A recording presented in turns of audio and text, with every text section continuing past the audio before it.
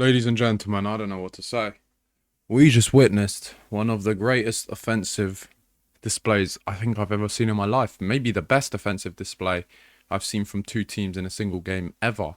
That is one of the all-time great Champions League games. Forget that. One of the all-time great football games. PSG 5, Bayern 4. Guys, I have to take my jumper off. This is just too sweaty. It's too intense, this game. I, I'm not over it. I mean, the game ended like a good hour and a half ago, and I'm sorry for the late reaction, guys. I was getting back. I didn't watch it at home, so hence the delay. Took me ages to get back. Right? It doesn't matter. It's a long story. But what a game of football! Like, I still can't fathom what we watched. I knew this game would be entertaining. I knew the tie would be entertaining. You know, had you told me before this game kicked off, the tie would finish 5-4 to one of the two teams. Actually, if you just told me the tie would finish 5-4, 50-50 who gets it, I'd be like, you know what? Yeah, that's about right. That's about right. Two of the best offensive teams in the world alongside Barca. That's accurate. But the first leg, 5-4. I didn't expect that. I know these are the two best teams on planet Earth right now. I get that. But in the first leg, I didn't think it would be that open. I thought it'd be open. You know, I predicted 2-2 on Sports Illustrated. I think Liaz and Alessandro maybe went 2-1. I don't really remember, right? But 5-4. It's insane, boys. It's insane, boys and girls. Before we get into it, of course, let me know in the comment section what you thought about the game. Like the video and subscribe to the channel if you haven't already. Road to 50k. Fingers crossed we can hit that soon. Where do we even begin? I mean, I kind of want to begin on the offensive display. Actually, the defensive display. Let's start on the defensive. People have criticised this game saying it shows the frailties between the two teams. That defensively, they're not the most stable, they're gettable, etc., etc. And on the one hand, I agree. If we look at the strongest team in the world defensively, you would look at an Arsenal. You wouldn't look at a Bayern Munich or a PSG. They play a very high line, a very aggressive press. But at the same time, I think we can't look at that too in depth because these are two of the best defensive teams I've seen in the modern era going head to head. So we can't really criticize the amount of chances conceded by both teams when you're looking at the attack of PSG being Desiree Doué, one of the best young wingers in the world, Ousmane Dembele, categorically on paper the best player in the world, the current Ballon d'Or winner, and Kvaratskhelia, one of the best wingers in world football. And then the other team has Harry Kane, one of the greatest strikers of all time, Michael Olise, one of the best footballers on planet Earth, and Luis Diaz, one of the most effective wingers in world football. So when you look at those six, and Musiala, of course, is a top player. He wasn't at best. It wasn't the best performance from him today, though. When you look at those six players, five of them, I'll remove Doué from that. I think he's brilliant. He'll get nominated for the Ballon d'Or, but he's not really in the running for it. Five of them are in the running for the Ballon d'Or. Specifically, if we want to narrow it down, two for each team, Olise, Kane, Dembele, Kvaratskhelia, if we really need to be precise. But even then, Diaz has had an incredible season, so I don't really want to remove him from the equation. But guys, we're looking at the five of the best footballers on planet Earth going up against each other. Of course, the opposition, each of the two teams' defenses are going to struggle. Of course, they're going to concede chances. I mean, what do we expect? A 0-0? A 1-0? Come on, man. I expected goals as well, not as many, but my goodness. And so Luis Enrique actually said after the game, which I found a very interesting and fascinating quote. He said, "We deserve to win, lose, and draw this game." And I found it interesting because, of course, he's mentioning the defensive frailties. He's mentioning the draw in the sense that Bayern Munich were just absolutely excellent, and the win in the sense that his team were just an offensive powerhouse. And at 5-2, I thought it was over. I thought the tie was off. This is tough for Bayern. If they can nick maybe one, keep it to -2. In Germany, they could somewhat do something, but the way they turned it around, Upamecano, of course, with the header.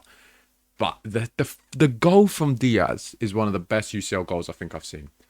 That pass from Kane is outrageous. Absolutely outrageous. Brilliant playmaking striker. Probably one of the greatest playmaking strikers of all time. Some say he's the very best. And in some regard, I can hear it with the dropping in deep, the passing range, the small link-up play in and around the box. I think there's been better like Luis Suarez, Benzema. But the dropping in deep, for how far back he goes to receive the ball, I hear that. I hear that, right? But that pass was outrageous. The touch from Diaz, guys. I mean, come on.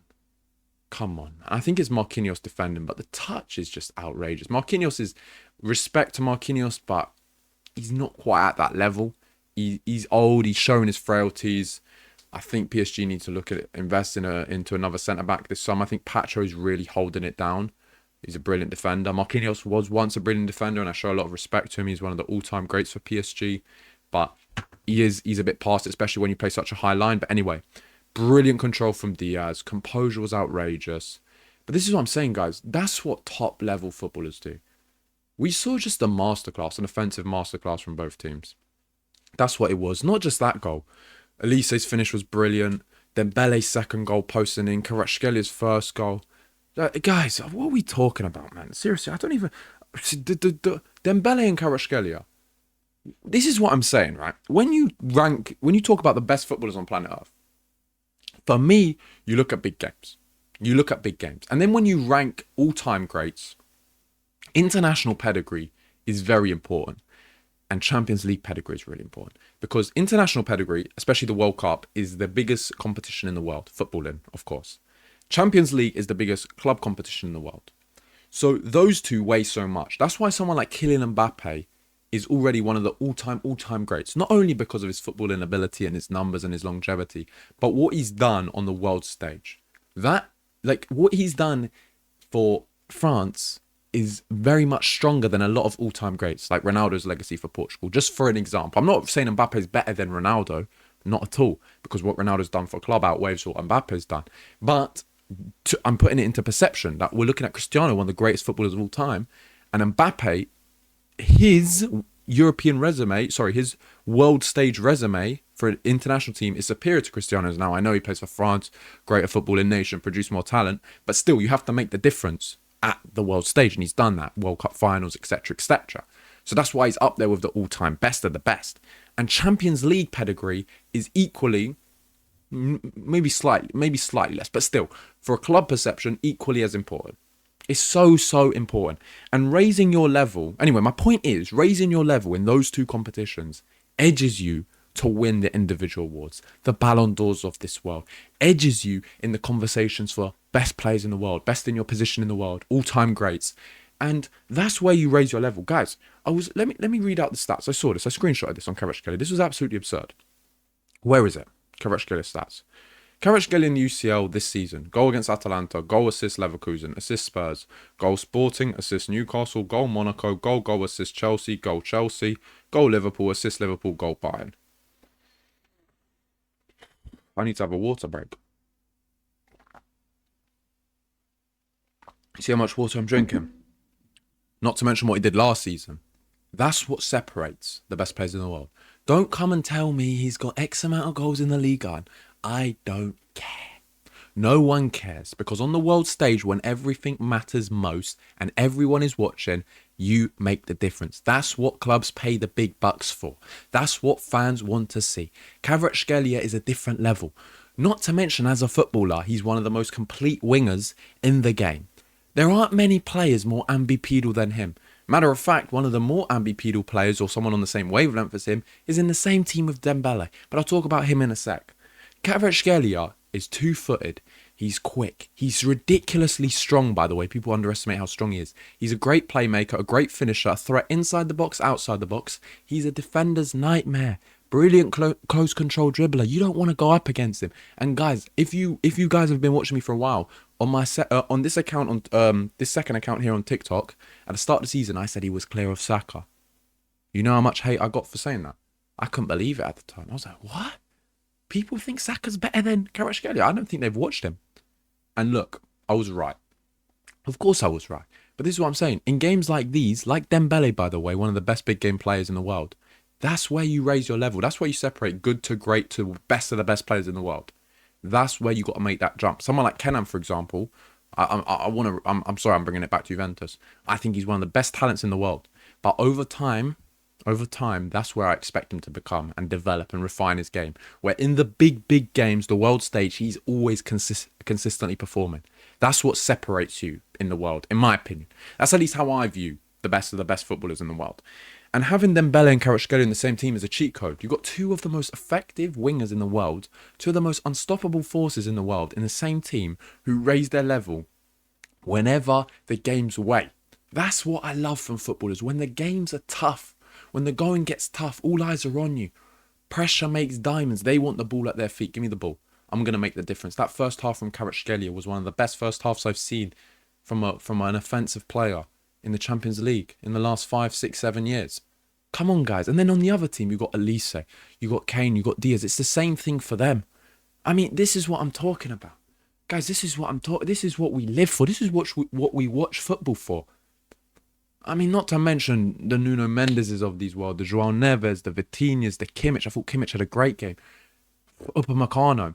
And we could talk about the defensive frailties, but at the end of the day, Bayern have Upamecano, PSG have Pacho. These are two of the best centre-halves in the world that can bail you out of trouble. Someone like Barcelona, for example, they play a high line as well. But the reason why they get caught out a lot more than a Bayern Munich and a PSG is because they don't have the defensive names and the defensive personnel like those two teams, specifically in the centre-half position. Kvaratskhelia is a good young defender and he's going to grow and improve with age, no doubt in my mind, but he's not at the same level as a Pacho or Upamecano currently.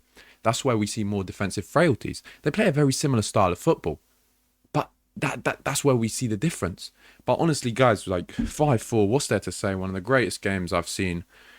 I cannot wait for the second leg. Honestly, I don't know who's going to go through. I mean, obviously before, you guys saw on Sports Illustrated, I said that I might just edge Bayern over the two legs. Now, I think at home, the Allianz, it's only one goal down. I think PSG are going to go through, but I'll stick with my original word. I'm not going to change it. I'm going to still say Bayern. I'll back it. But I think my head is saying maybe more PSG now. But for me, guys, this is just peak football, peak cinema. But let me know, as I said in the comment section, what you guys thought. I'm so tired. I'm sorry. This would have been a longer review, but I'm so tired. I might touch upon it again at the end of tomorrow's review. Atletico Arsenal. Hopefully that's going to be a good game. But I don't think it will live up to the same potential. But yeah, boys, honestly, just what a game of football. What a game. Let me know in the comments what you guys thought. Like the video, subscribe to the channel if you haven't already, and I'll see you in the next one. Good night.